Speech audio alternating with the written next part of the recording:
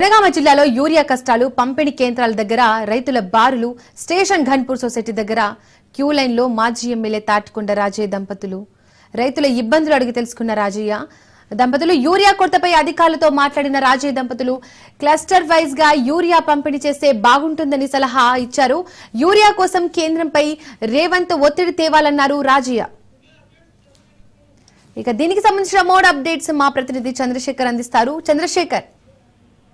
దీపిక ఇటు స్టేషన్ గన్పూర్ మాజీ MLA BRS party మాజీ ఎమ్మెల్యే మాజీ ఉప ముఖ్యమంత్రి రాజయ్య ఇటు రైతుల యొక్క సమస్యలపై నిన్న పాదయాత్ర కూడా చేయడం జరిగింది.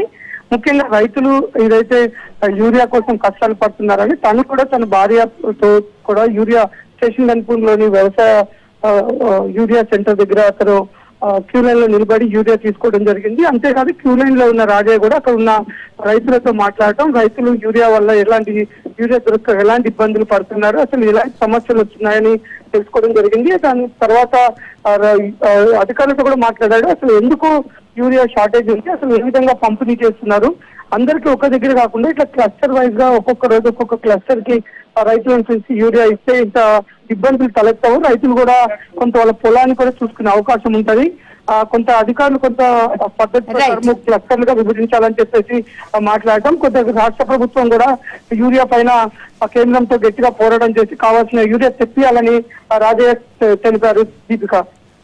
Thank you Chandrasekhar.